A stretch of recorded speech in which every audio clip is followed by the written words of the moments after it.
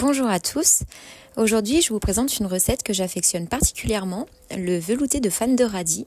Alors pourquoi cette recette?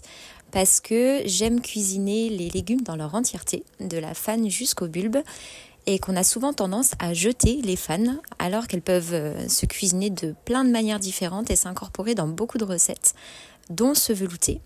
Donc c'est parti, on va se mettre en cuisine pour concocter ce velouté de fan de radis. Donc là, on récupère les fans d'une botte de radis entière. On va les rincer parce que la fan est pleine de terre. Donc on frotte bien les fans. Voilà, on essaye d'enlever au maximum la terre.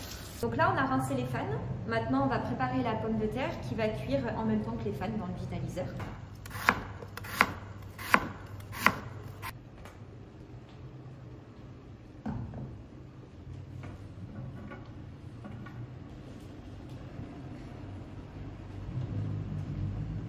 Allez, c'est parti pour 5-6 minutes de cuisson. Alors, en attendant, on va préparer le velouté. On va mettre les ingrédients dont on aura besoin. Donc, il y a de la crème d'amande. On met les 20 centilitres. Ensuite, de la ricotta. Donc, vous pouvez utiliser aussi du fromage de chèvre frais. Vous n'êtes pas obligé de prendre vraiment de la ricotta. Là, on va mettre 125 grammes. Après, un petit peu d'huile d'olive. Donc vous mettez l'équivalent d'une cuillère à soupe, pour que ce soit un peu gourmand. Du paprika, qui je trouve se marie très bien avec le radis. Pas trop parce que c'est fort. Voilà, un quart de cuillère. Là, le fond du velouté, la base est prête.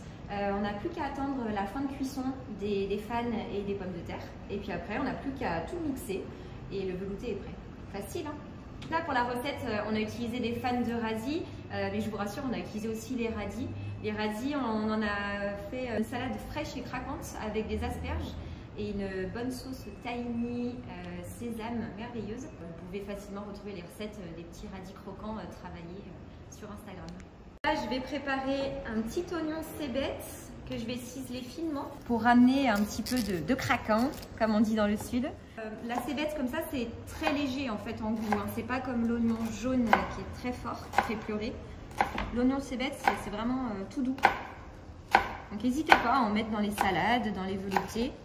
C'est très sympa, ça ramène un côté frais et craquant. Et à la toute fin aussi, on mettra un peu de basilic.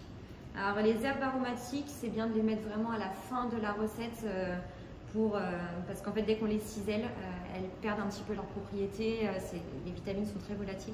Alors ça doit être cuit maintenant, ça fait 7 minutes. Les pommes de terre sont parfaites, bien fondantes. Les fans aussi, elles ont bien ramolli mais pas perdu de leur couleur. Donc on est bon.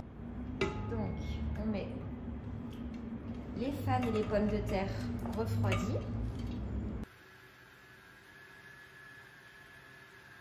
Donc là, on est sur une belle texture, il est bien lisse. Il a une belle couleur verte clair.